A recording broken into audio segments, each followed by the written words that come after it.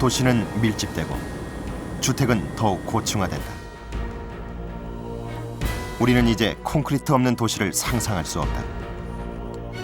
언제부턴가 그런 콘크리트가 인간의 삶을 위협하기 시작했다.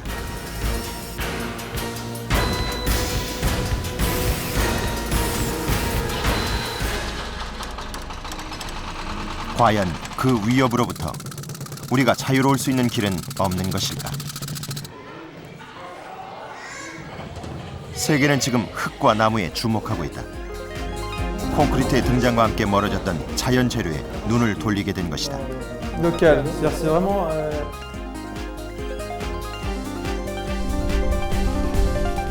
인간과 자연, 그 공존을 통해 건강한 삶을 유지하려는 새로운 주거혁명, 생태건축.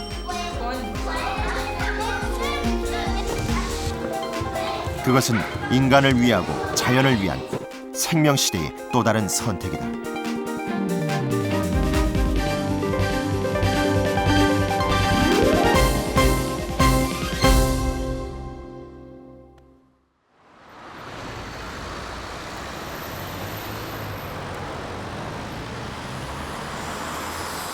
유럽식 전통 건물이 즐비하게 늘어선 프랑스 파리의 제13구역. 이 거리 복판에 눈길을 끄는 건물이 하나 있다. 유럽에선 좀처럼 찾아보기 힘든 40층 높이의 육중한 현대식 빌딩. 그러나 자세히 들여다보면 관리가 전혀 안 되고 있음을 쉽게 발견할 수 있다. 외벽에 칠해진 페인트는 색이 바랬고 햇빛 차단막은 허술하기 그지없다. 빌딩이 슬럼화돼 있는 것이다. Alors les grandes tours datent des années fin des années 60, début des années 70, mais il faut savoir que ces grandes tours ça a été un traumatisme dans le quartier parce que au départ le 13e est un quartier très populaire dans son histoire, dans sa tradition, et puis il y a un moment où on a un peu tout détruit et fait brutalement un grand quartier de tours, et ça a été assez mal vécu par la population, et c'est aussi pour ça que on est très 이제 파리 13번가엔 프랑스인이 살지 않는다. 대신 아프리카나 남미, 그리고 중국, 베트남으로부터 건너온 이민자들이 거리를 점령했다. 그렇다면 파리의 복판, 그것도 현대식 마천루에 프랑스인들이 살지 않는 이유는 무엇일까? Tout le monde, il faut pas dire le nom. Il y a beaucoup trop de qui cassent tout. Il y a toujours les feux, regardez, vous avez vu les feux partout maintenant, on n'est plus en sécurité. Hein. Bon, pour l'instant, là-haut, je suis à peu près bien. Mais ça va durer combien de temps? Ah là, il y a une pagaille. Hein. Ah, et puis les jeunes, maintenant, ils ne veulent plus travailler, tout ça, les jeunes.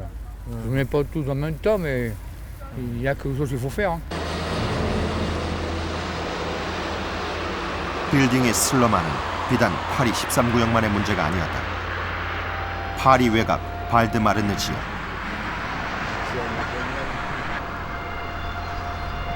이곳에선 이미 고층 아파트에 대한 철거가 진행되고 있다. 지난 1970, 80년대 프랑스 당국은 밀집된 도심의 인구를 분산시키기 위해 적극적으로 신도시 정책을 강행했다.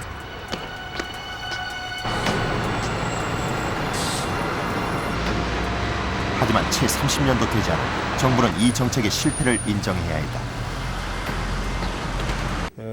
Dans toutes les banlieues des grandes villes de France, avec des tours et des bars, je dirais que dans notre jargon on appelle les grands ensembles.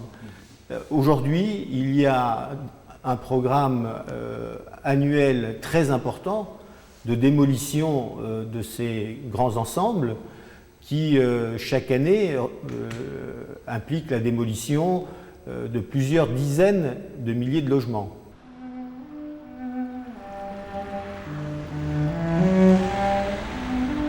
신도시 정책에서 프랑스 당국이 간과한 것이 있었다. 그것은 시민들이 고층보단 저층에서 콘크리트보다 자연 속에서 살고 싶어 한다는 점이다.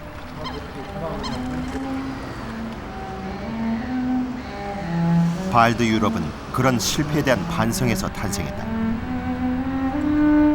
미국계 대기업 디즈니랜드와 합작 건설된 이 도시에서 가장 먼저 고려된 것은 너른 녹지였다.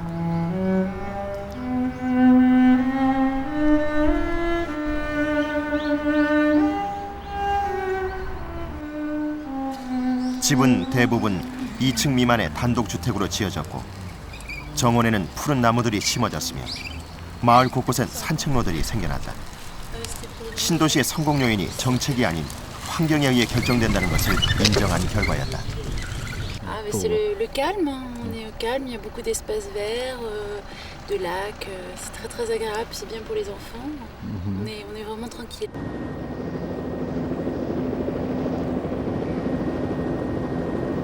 현재 우리나라의 인구 대비 도시화율은 약 91%에 달한다. 이것은 인구가 대단히 집약돼 있다는 것을 의미한다. 주거 형태는 점점 고층화됐고 녹지로부터 멀어졌다. 이제 사람들은 콘크리트라는 제한된 공간 속에서 살아야 하고 그만큼의 대가를 치르고 있다. 경기도 이천시에 있는 5층짜리 다세대 주택. 이곳 4층에 올해 6살 태연이와 그의 가족이 산다. 저녁 시간 대부분을 누나와 함께 장난감 놀이로 보내는 태연이.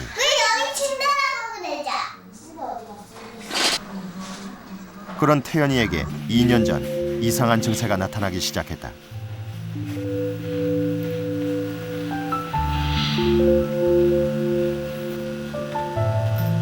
밤만 되면 극심한 가려움증에 시달리는 것이다. 그것은 아토피였다.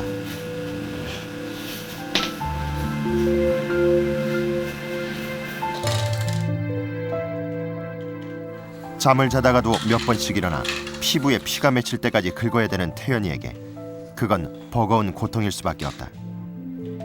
이거 발라줄게. 공복기입니다. 아, 바르자. 안 건드랗게 해줄게요. 이렇게 해봐. 급기야 아빠는 깨끗해지죠? 동백기름을 온몸에 발라준다.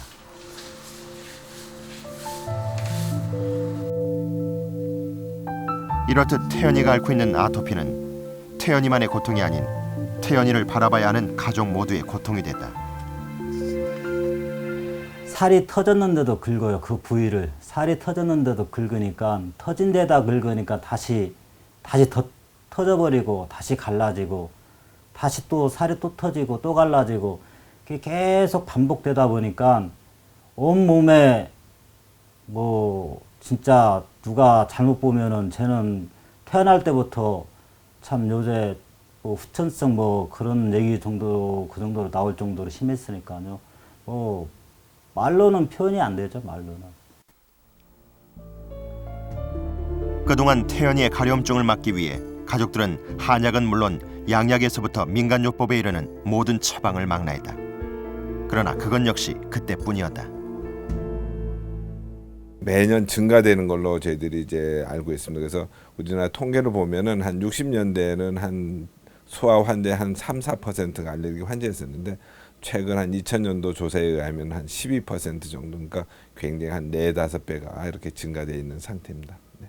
만약에 알레르기 환자가 10명 있다 그러면은 한 7-8명은 진먼지 진드기에 알레르기를 보이고요. 그 외에 뭐 이제 바퀴라든지 곰팡이, 뭐 꽃가루라든지 이런 거에 대해 알레르기를 주로 보이는 걸로 되어 있고.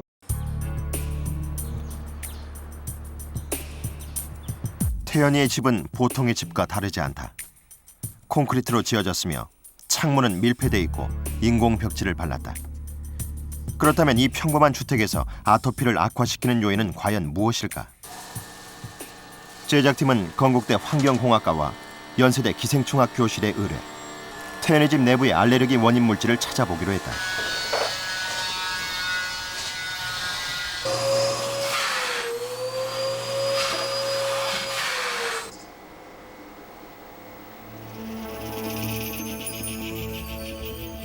진공 흡입기를 통해 채취한 먼지 속에서 다량의 진먼지 진드기가 검출됐다.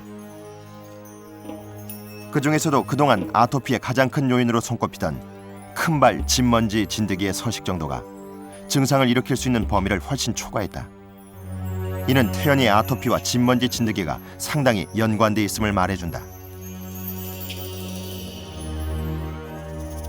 진먼지 1g당 진먼지 진드기가 2 마이크로그램 이상이면은 그 알레르기의 감작이 될 수가 있습니다. 그리고 만약에 10 마이크로그램 이상이 되게 되면 천식 환자가 증상이 나타날 수가 있습니다. 만약에 그래서 이 경우 같이 34.8 마이크로그램이 나왔다 그러는 거는 굉장히 높은 걸로 그 환경에 어떤 알레르기 환자가 노출이 되게 되면 그 환자에게서 천식 증상이 나타날 수 있는 정도의 굉장히 높은 농도입니다. 태연이 집에선 포름알데히드가 권고치인 120보다 훨씬 높은 188 마이크로그램이 검출됐고 휘발성 유기 화합물도 권고치보다 약 30%가량이 많이 검출됐다.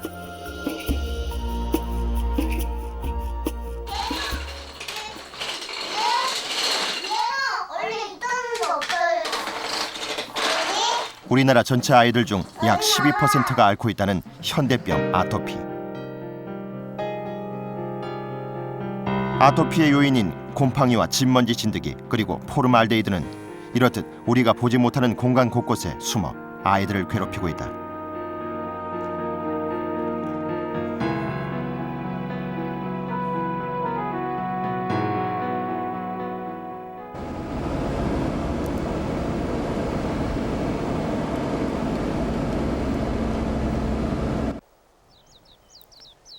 경기도 양평군 용문면.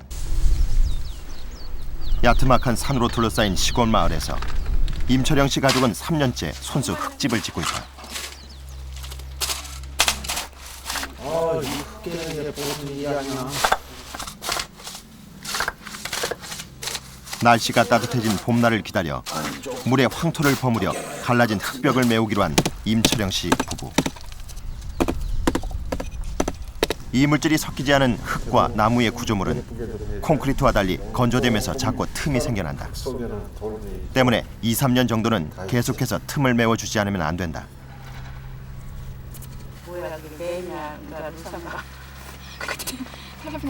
그러나 임 씨 부부가 이 고생을 마다하지 않는 까닭은 따로 있었다.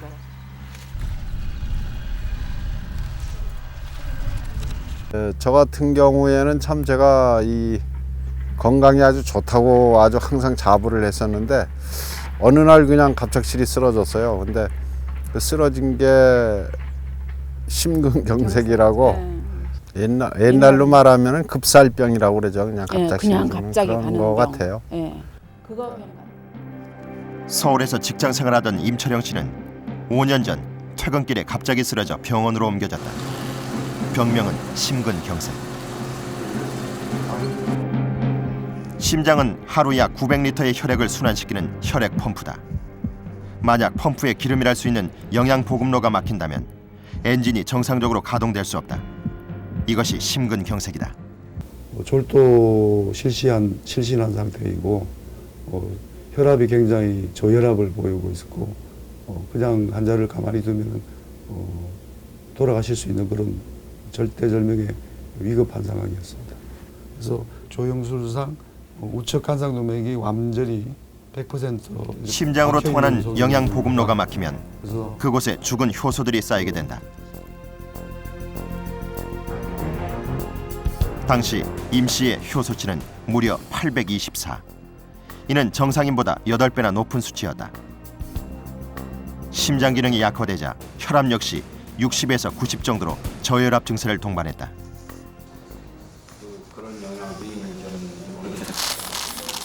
그렇다면 5년이 지난 지금의 임철영 씨 건강 상태는 어떨까? 제작팀은 임 씨의 상태를 알아보기 위해 혈액량을 높여 심장의 상태를 알아보는 운동 부하 검사와 심전도 검사를 해보기로 했다. 협심증이나 심근경색증에 대한 그런 정세는 전혀 없습니다. 그리고 다시 심전도를 찍었는데 심전도에도 괜찮으시고요. 오늘 운동 부하 검사를 하셨는데 최대 맥박수를 126회까지 뛰셨는데 아무 심전도상의 특별한 변화가 없이 아주 정상적인 소견을 보여주고 있습니다. 아마 환자가 자연 친화적인 환경 속에서 살면서 식이요법과 운동요법을 병행하면서 심장에 많은 도움이 된 것으로 추측이 됩니다.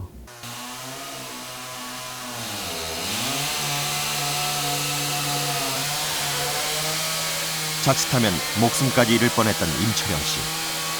하지만 지금 임 씨의 몸 상태는 쓰러지기 전보다 훨씬 건강함을 유지하고 있다.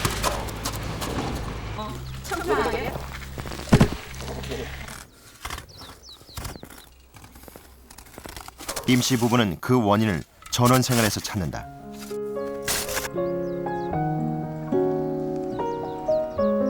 맑은 공기와 흙, 그리고 나무라는 천연 소재의 집에 살면서 건강이 회복됐다는 것이다.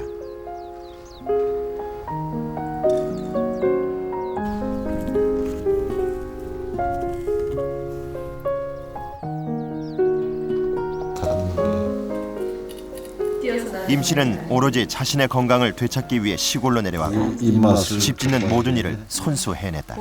그래? 아, 다듬기도 쉬운 일이 아니네 이거. 임 씨는 여기에 집 주변에서 얻을 수 있는 자연 채소를 지속적으로 섭취했다.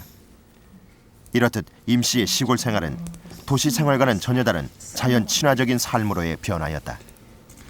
저기 세멘트 집에를 가면요 숨이 안 쉬어져요. 막 답답하고 그냥 뭐랄까 뭐 밀폐된 공간 속에서 그냥 통풍이 안 되는 것 같아 갖고요. 막 굉장히 힘이 들어요. 막 숨이 안 쉬어져 갖고 그래갖고 막 창문가에 가서 앉았다.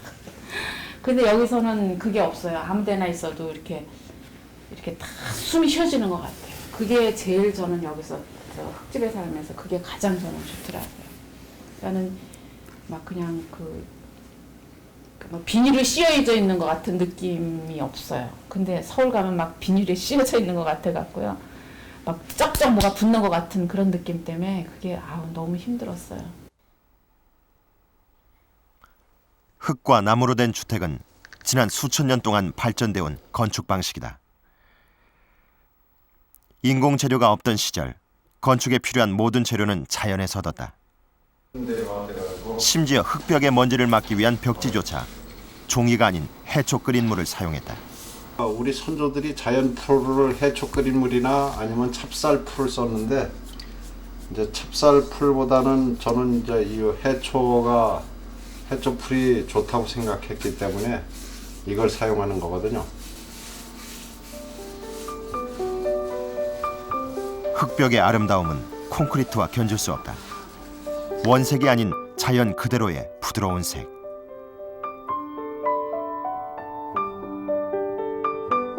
그것은 우리가 익숙하게 보아왔던 대지의 색이기도 하다.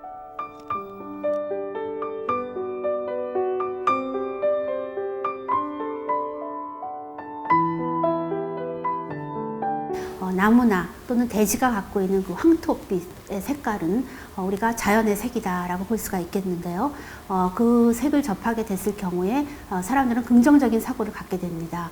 그리고 자기가 하고 있는 일에 대한 그러한 의욕이 생길 뿐 아니라 그로 인해서 심리적인 안정감을 가져다주는 색이다라고 볼 수가 있겠습니다. 자연이 베풀어준 색과 쾌적함 속에서 살아가는 임씨 부부. 그렇다면 이 같은 흙집과 콘크리트 주택의 내부 환경은 어떤 차이가 있을까?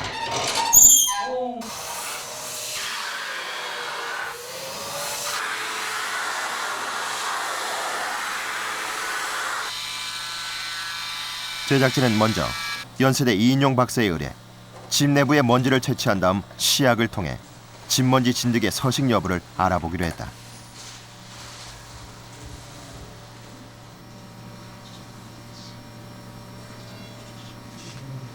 이 집 결과를 볼 것 같으면은 현재 전혀 반응이 나타나지 않아가지고 이 집은 집먼지 진드기가 전혀 살고 있지 않는 것으로 사료가 됩니다. 지은 지 3년이 지났지만 임 씨의 집 실내에선 집먼지 진드기가 거의 발견되지 않았다. 휘발성 유기 화합물의 농도도 측정했다. 측정 결과 휘발성 유기 화합물의 수치는 예상과 달리 높게 나타났다. 그러나 이 중 대부분은 나무나 흙이 내뿜는 자연적 유기 화합물로 밝혀졌다. 이는 콘크리트 집에 비해 목 구조나 흙 구조의 주택이 훨씬 인체에 이롭다는 이야기가 된다. 이런 휘발성 유기 화합물질들의 성상을 살펴보니까 주로 테르펜유인데요. 이런 테르펜유는 피톤치드의 아주 중요한 물질들입니다.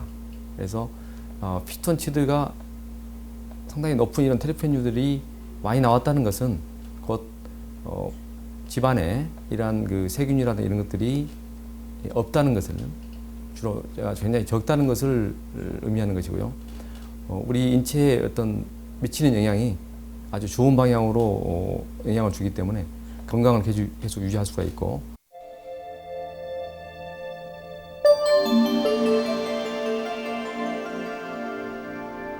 모든 식물은 성장하면서 자신을 보호하기 위해 일정량의 유기 화합물을 내뿜게 된다.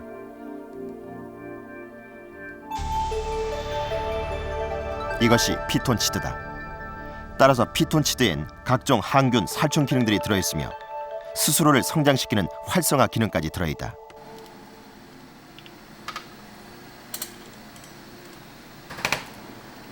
제작진은 피톤치드가 갖고 있는 항균과 살충 효과를 알아보기로 했다.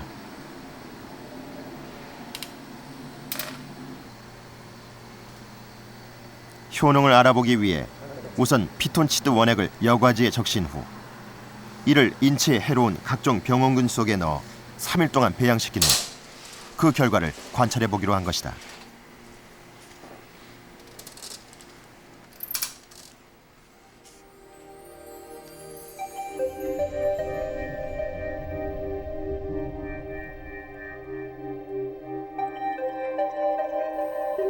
검사 결과 소화기 질환을 일으키는 대장균의 번식이 피톤치드를 중심으로 현저하게 억제되고 있음을 알 수 있다.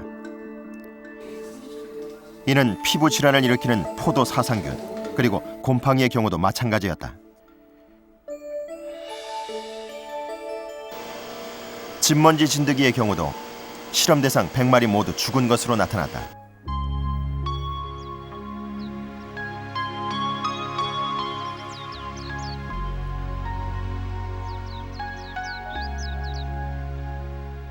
지구에서 숲은 커다란 허파와 같다.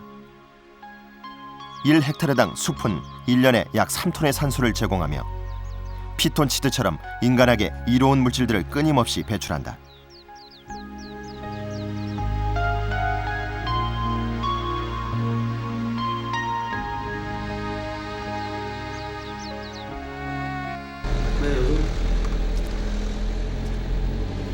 인류가 주거 생활을 시작한 이래 나무는 흙과 함께 중요한 건축 재료로 사랑받아 왔다.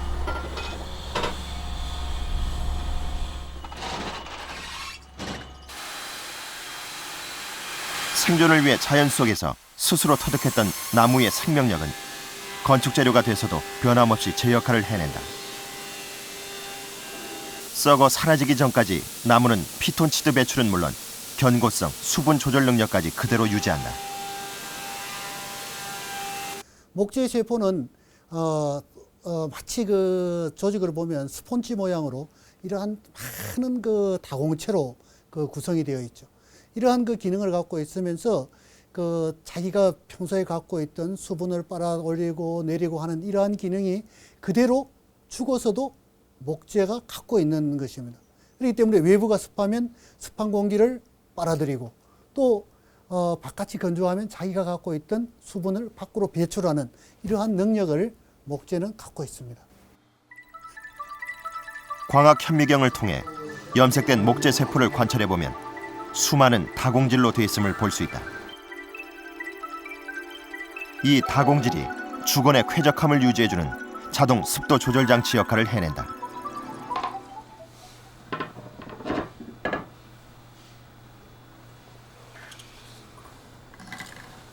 제작진은 과연 나무의 수분 조절 능력이 어느 정도인지 실험을 통해 알아보기로 했다.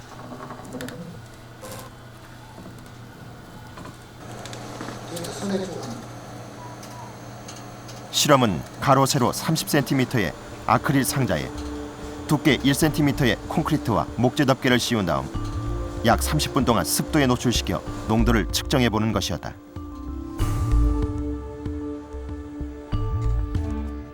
습기를 주입한 후 30분이 지나자 콘크리트와 목재의 습도 차이는 약 8%였다.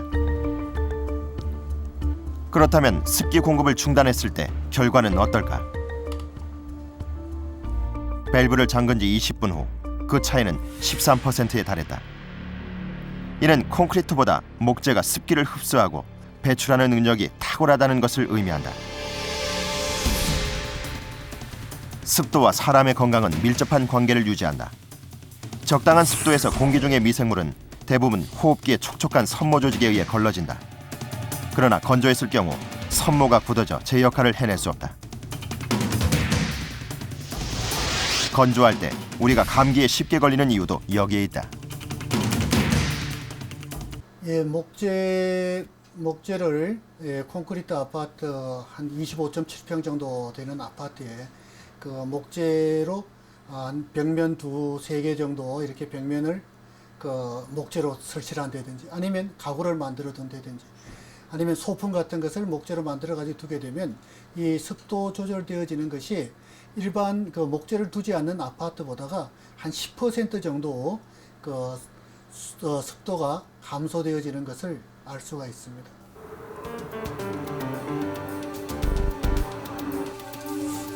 매일 밤 아토피 때문에 도저히 깊은 잠에 들 수 없는 6살 태연이.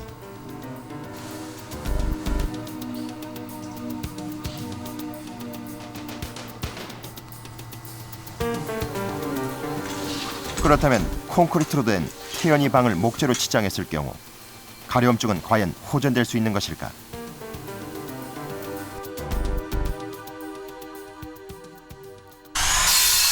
제작진은 국립산림과학원의 도움을 받아 태연이의 방을 가공하지 않은 목재로 치장한 다음 그 변화를 살펴보기로 했다.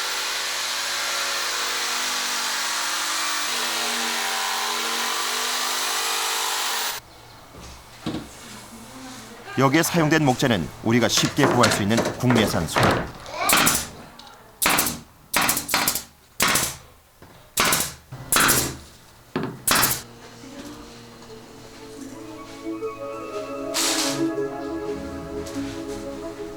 이윽고 사방벽과 천정까지 완전히 목재로 치장을 마쳤다.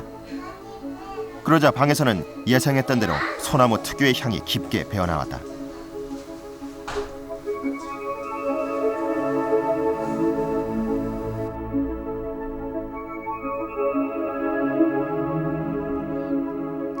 목재 치장 후 태연이 방 내부의 실내 공기를 측정해 보기로 했다.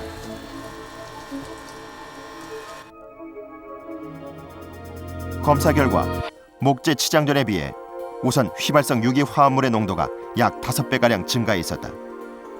하지만 이 중 대부분은 피톤치드와 같은 자연적 휘발성 유기 화합물.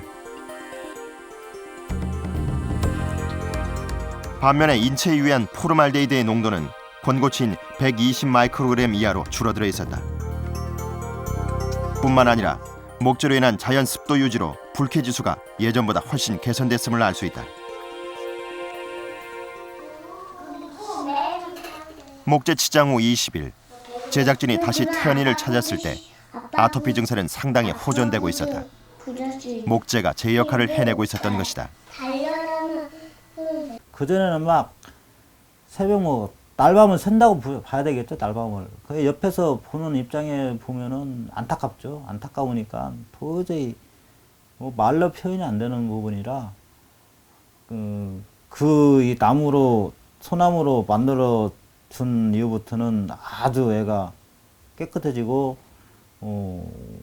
옆에서 보기에 좀 뭐라 그럴까 표현상으로 보면은 맑아졌다고 해야 되나요? 맑아졌다고 보시면 되죠. 아주 그냥.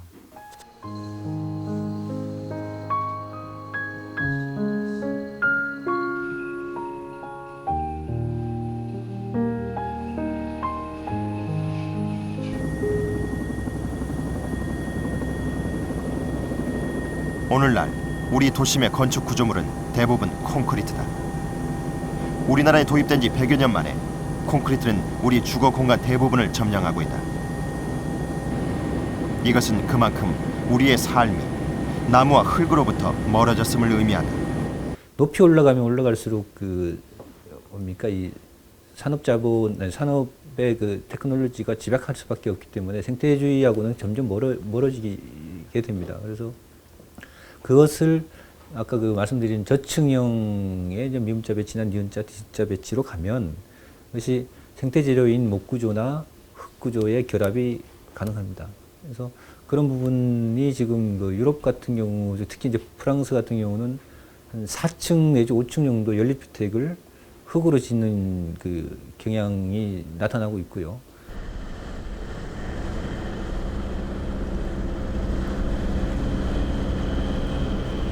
프랑스 파리에서 남동쪽으로 4시간 거리에 있는 리옹 근처의 빌퐁텐시.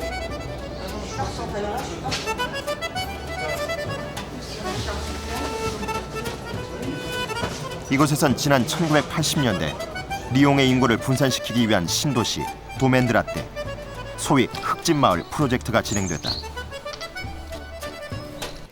Avec comme directive du gouvernement, bien de faire des expériences, puisque on était dans un grand chantier où l'on faisait beaucoup de construction, et bien il était autorisé de faire des expériences. Et là, il se trouve que sur le territoire du Bas-Dauphiné, dans lequel nous sommes, eh bien il y avait une expérience, une tradition de construction en terre, de construction en pisé. Style typiquement local, c'est vraiment 매년 5만여 명의 관광객이 생태 견학차 찾아올 정도로 명소가 돼버린 빌퐁텐시 일다보 흑집 마을. 이 프로젝트의 성공 요인은 현대 건축에서 소외되고 있었던 흙을 과감하게 도입했다는 점이었다. 뿐만 아니라 연료비를 절감하기 위해 태양에너지원을 도입했다.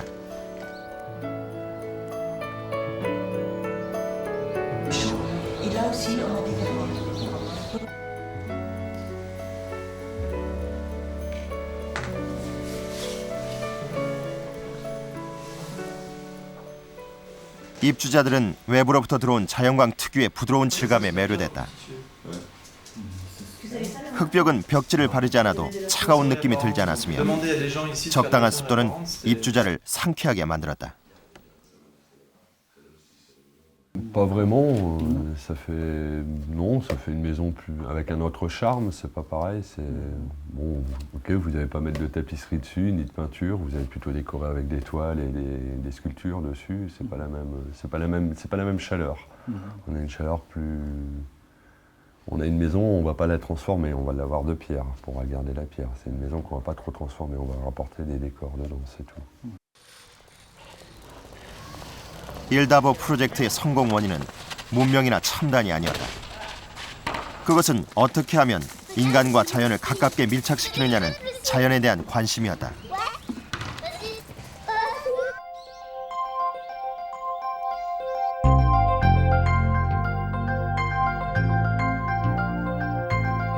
오늘날 유럽에서 생태 건축은 더 이상 낯선 풍경이나 용어가 아니다.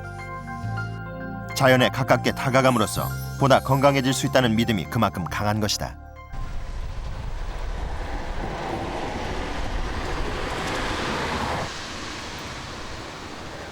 독일 카셀시에 있는 카셀 대학. 이 대학에선 현재 생태 건축에 관한 다양한 연구들이 진행되고 있다.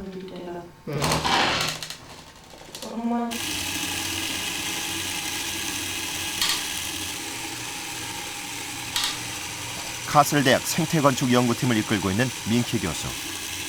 민케 교수가 최근 가장 몰두하고 있는 연구 분야는 흙의 강도를 콘크리트 이상으로 높이는 일이다.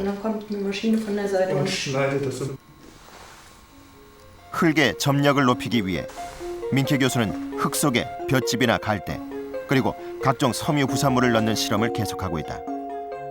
이 같은 방법으로 이미 아프리카, 예멘 등에서는 40여 미터에 달하는 고층 건물들이 세워져 있다는 것을 알기 때문이다.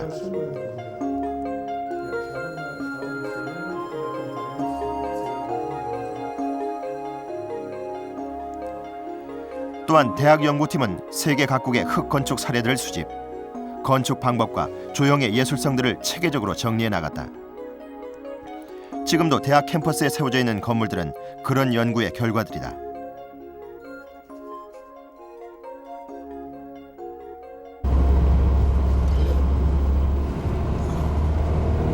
카셀 대학에서 차로 5분 거리. 호젓한 시골 마을 한켠에 민케 교수는 자신만의 특별한 실험 공간을 마련했다. 얼핏 보면 지하 요새를 연상케 하는 이 구조물은 수십 년 동안 민케 교수가 쌓아온 흙 건축 노하우의 결정이다.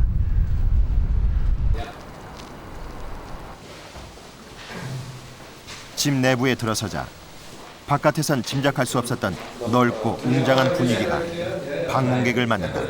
Diese Geborgenheit und trotzdem hatte ich diese Leichtigkeit, weil ich für dieses Kuppeldach her. 천정은 벽돌을 돔 형식으로 쌓아 올려 위압감보다는 포근함을 강조했고 그 중심에 천창을 달아 자연광이 들어오도록 했다.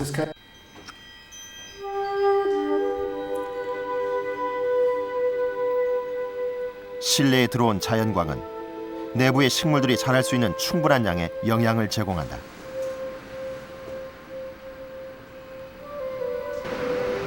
벽은 온전히 흙으로만 돼 있어 식물들이 뿌리를 내리는데 어려움이 없다. 창을 통해 내 외부가 하나로 연결되는 것이다. 세면기까지 흙으로 빚어내 흙에 갖는 민키 교수의 신뢰가 어느 정도인지를 말해준다.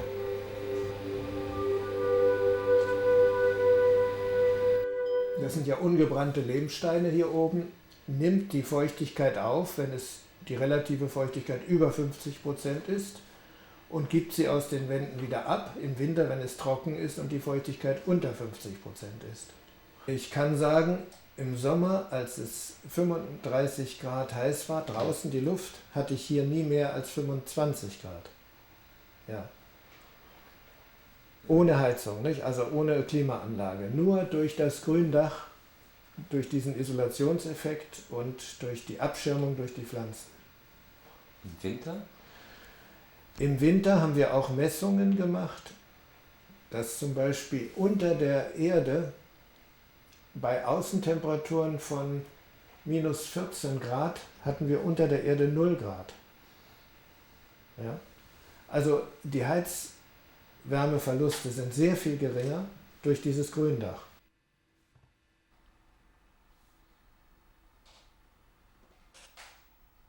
이렇듯 스스로 흙집을 지어 민키 교수는 자신이 보고 느꼈던 흙의 다양한 성능에 대해 꾸준한 연구를 계속하고 있다.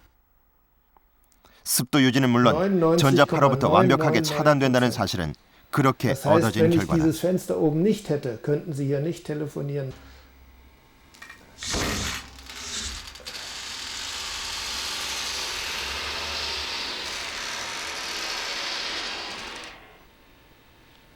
민키 교수의 이 같은 흙실험은 대자연에 대한 동경과 생명에 대한 경이감에서 나왔다.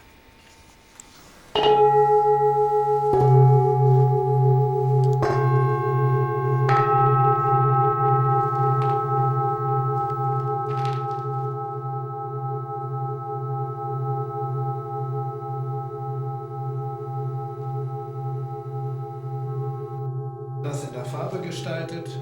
Der ist mit einem Kalk.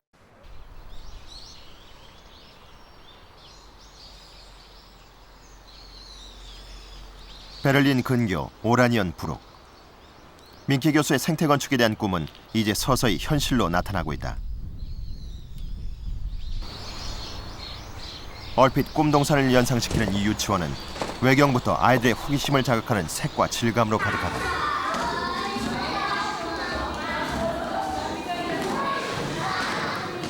아이들은 커다란 도명식의 천정으로부터 전해오는 푸근함 속에서 마음껏 뛰논다. 자연광은 아이들의 눈을 자극하지 않으며 유치원 어느 곳에서도 그 혜택을 누릴 수 있다.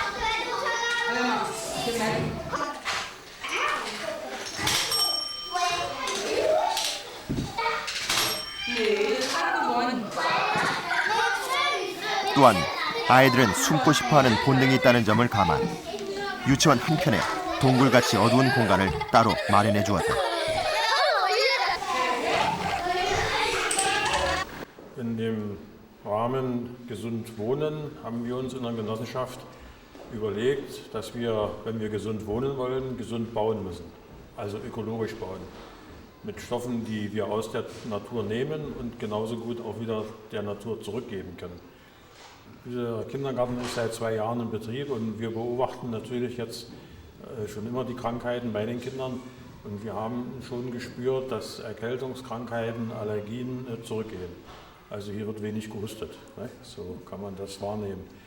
Und in Kindergärten nach herkömmlicher Bauweise, wo die Staubentwicklung ist, wo also die Wände nicht diese ausgleichende Wirkung haben, schwebt eben allerhand in der Luft. Und das fördert Allergien und diese Reizungen der Atemwege. Und das kommt eben hier nicht vor.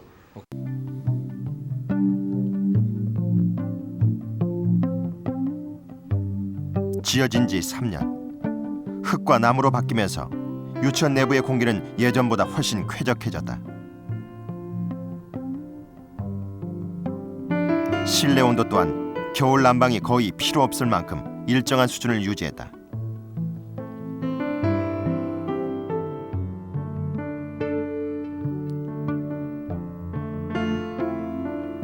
그리고 무엇보다 70명의 아이들이 뛰놀아도 시끄러움을 못 느낄 정도로 내부의 흡음성이 뛰어났다.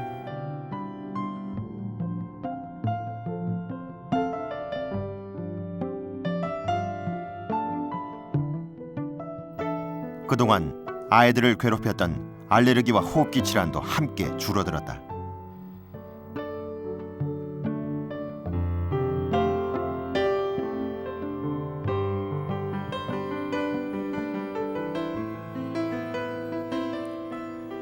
이렇듯 쾌적한 공기, 따뜻한 실내 온도, 조용한 분위기가 아이들의 몸과 마음을 건강하게 만든 것이다.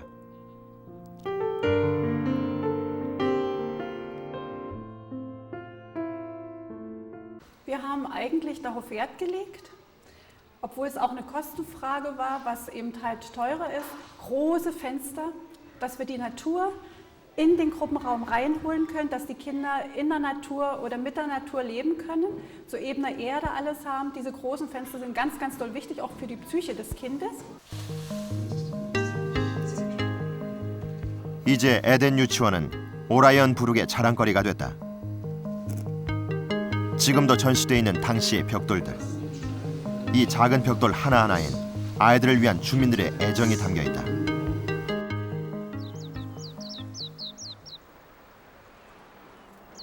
전라남도 목포시.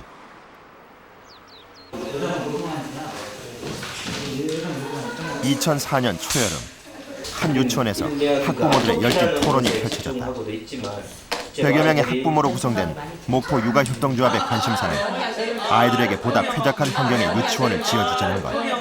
한 집 건너 한 집이 아토피잖아요. 근데 그게 꼭 먹을거리 문제만은 아니라는 거를. 지금 뭐 지으면은 어쨌든 그 골조 세워서 콘크리트를 이렇게 올려서 결국은 그렇게 선택할 수밖에 없는 거고, 벽지를 바른다고 우리가 거기다가 뭐 아무리 좋은 걸 발라도 아무튼 그 땅도 밟을 수 있고 뒤에 얕은 산으로 산책도 다닐 수 있고 그런 것이 뭐가 있을까 해서 고민하다가 우리가 어렸을 때 자랐던 흙집이 좋지 않겠느냐 해서 흙집을 만들자라는 그런 의견을 모았고, 오랜 토론 끝에 학부모들은 아이들을 위해 흙으로 유치원을 짓기로 결정했다.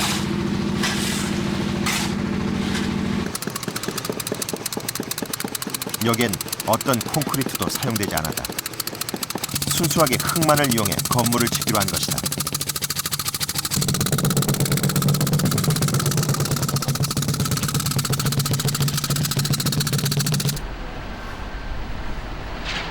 그렇다면 학부모들이 선택한 흙과 콘크리트 재료의 차이는 어느 정도일까?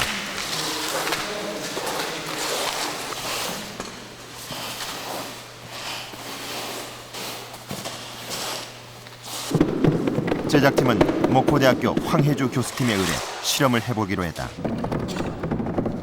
실험은 콘크리트와 흙 구조물을 만들어 각각의 상자에 7마리씩의 건강한 쥐를 넣고 그 생존 변화를 관찰해 나가는 것이었다.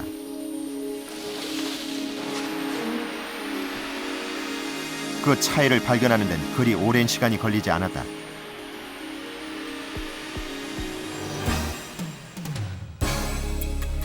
넣자마자 콘크리트 쪽의 쥐들이 과격한 반응을 보이기 시작한 것이다. 콘크리트가 온도가 낮아가지고 쥐들이 대부분 이제 몸이 털로 쌓여 있어가지고 말하자면 방화는 잘 할 수가 있지만 발바닥은 피부가 그대로 이제 외부에 노출되어 있는 상태거든요. 그래서 그 차가운 콘크리트에 들어가면은 그 차가운 그 느낌 때문에 거기에 이제 스트레스를 유발해가지고 서로들 이제 그 공격적인 행동을 하게 만들었을 것 같고. 실험 5일째, 콘크리트 쪽 쥐들이 차가움을 피해 모두 먹이통 위에 올라갔다. 적외선 촬영을 해본 결과 콘크리트와 흙 쪽의 쥐는 약 4도 정도의 체온 차이를 나타냈다. 보름이 지나자 콘크리트 쪽 쥐들은 유독성 때문에 탈출을 시도했고 23일 후 모두 폐사하고 말았다. 이에 반해 흙 구조물의 쥐들은 7마리 중 6마리나 생존했다. 시멘트 같은 경우에는 알칼리성이 높다든가 또는 실내 온도 습도를 조절하는 능력이 떨어진다든가 하는 시멘트의 문제점들 때문에 쥐들이 그러한 문제가 생긴 것으로 생각이 되고요. 그리고 흙집 같은 경우에는 실내 온도 습도 조절을 잘한다든가 또 실내 공기를 정화하는 능력이 있다든가 또는 원적외선이 많이 나온다든가 하는 흙의 좋은 점들이 잘 살아나서 쥐들이 건강하게 오랫동안 잘 산 그런 것으로 생각이 됩니다. 외부와 차단된 공간에서 생존에 가장 필요한 것은 습도와 온도, 그리고 통풍이다. 그렇다면 콘크리트와 흙의 습도 조절 차이는 어느 정도일까?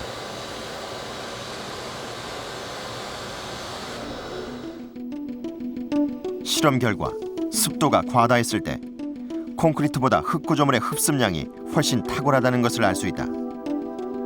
뿐만 아니라 건조했을 경우 흙은 훨씬 많은 양의 수분을 배출해냈다.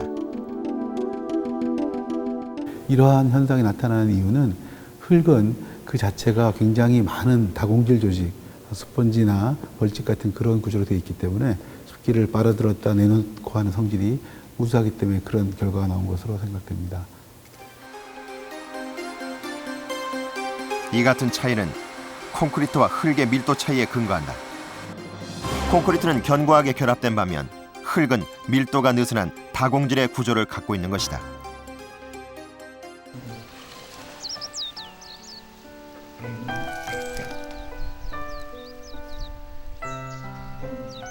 오늘날 우리 주변엔 자연과 친해지고 또 자연을 통해 건강을 추구하려는 사람들이 늘고 있다. 건강주택이라 불리는 흙과 목조주택은 그런 요구와 함께 점차 사람들 곁으로 되돌아오고 있다. 가장 자연적인 것이 가장 건강하다는 의식이 우리 사회에 뿌리를 내리고 있는 것이다. 전라남도 무안군. 이곳에 사는 한 노부부는 자신의 집 근처에 새로 흙집을 지었다.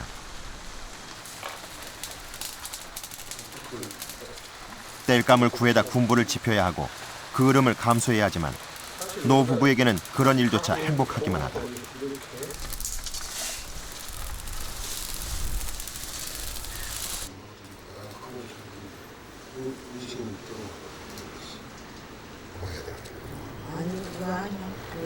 일찍이 계량주택에서 느낄 수 없었던 멋과 운치 그리고 편안함을 느끼기 때문이다. 우선 그 잔병이라고 보죠. 삭신이 쑤시고 하는 거 그런 것이 많이 없어지고 아침에 일어나면 굉장히 몸이 이쪽 이야기로서 개부는 깨끗하다.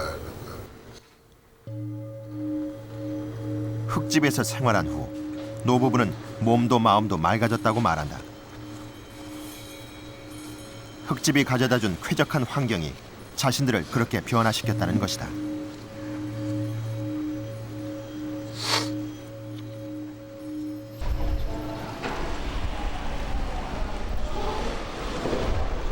착공 4개월째.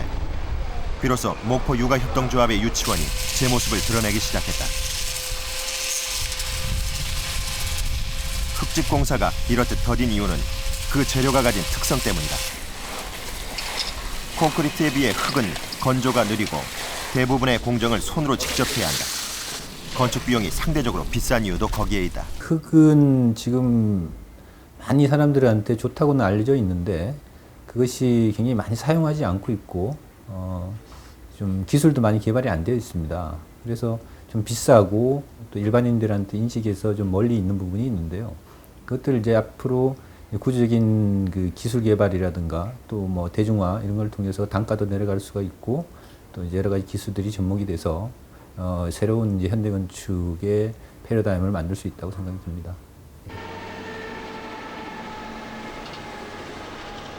우리나라 지표의 70%는 황토로 뒤덮여 있다.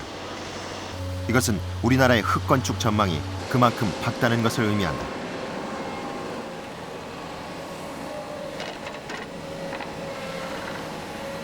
근래 이런 황토를 이용 보다 과학적인 방법으로 황토 제품을 대량 생산하는 기업들이 늘고 있다.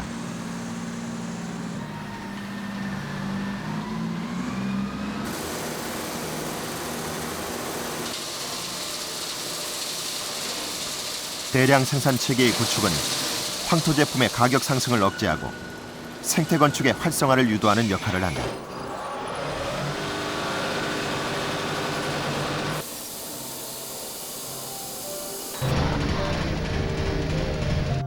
황토는 석회 등 무기물과의 배합 비율에 따라 다양한 색상과 강도를 가질 수 있다. 실제로 오늘날의 황토 제품은 방수는 물론 원하는 색상과 형태, 모든 것을 갖추기 시작했다. 황토 제품이 새로운 건축 재료로 떠오르기 시작한 것이다. 원하는 비율에 따라서, 그리고 무기질 안료 중에서 뭐 초록색이라든지 빨간색이라든지 적색이라든지 이런 부분을 다 첨가 비율에 따라서 하기 때문에 110여 가지의 아주 많은 색상을 나타낼 수가 있습니다. 오늘날 우리 주변에서 흙 건축물을 보는 것은 그리 어려운 일이 아니다. 보다 쾌적한 삶을 요구하는 사람들에 의해 흙 건축물들이 서서히 제자리를 잡아가고 있다. 이제 흙은 더 이상 물에 약하거나 쉽게 부서진다는 편견으로부터 자유로워졌다. 강도 실험을 한 결과 흙벽돌도 시멘트 벽돌 못지않게 견고하다는 것을 알 수 있다. 그리고 투수성도 대단히 우수하게 나타났다.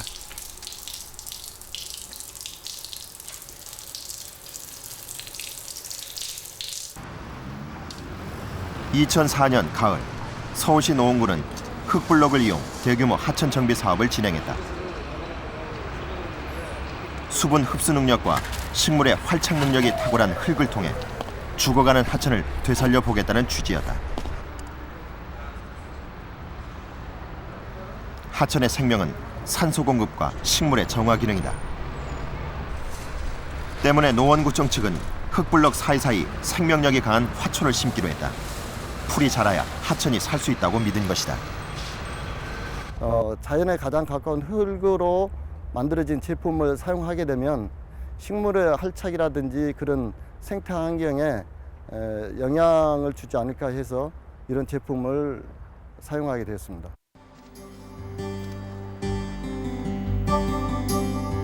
착공한 지 5개월.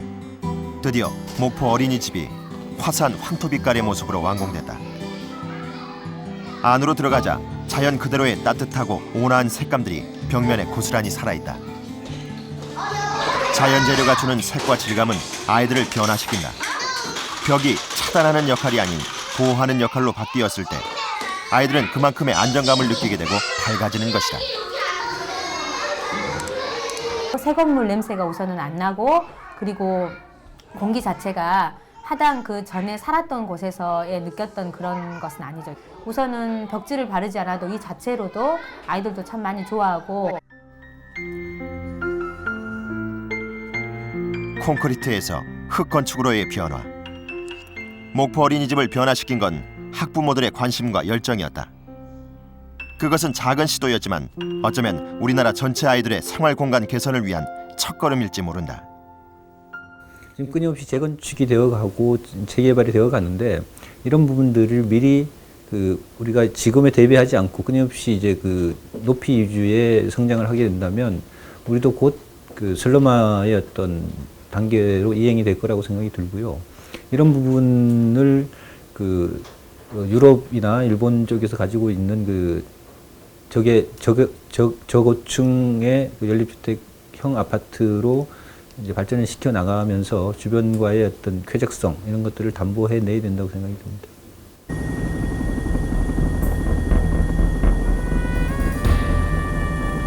(200년) 전 영국에서 시작된 시멘트 문화는 그동안 인류의 문명과 함께 비약적인 성장을 거듭했다.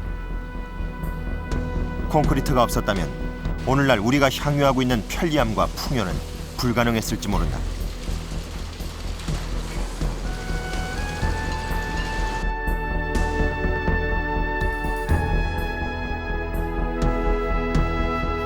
하지만 21세기, 아무리 콘크리트의 공을 인정한다 해도 콘크리트의 무분별한 사용에 대한 진지한 반성이 필요하다.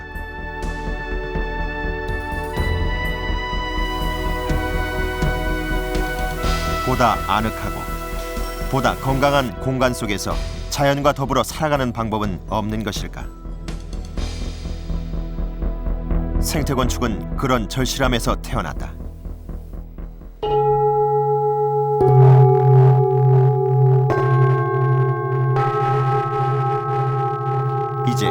자연이 들려주는 생명의 소리에 귀를 기울일 때다.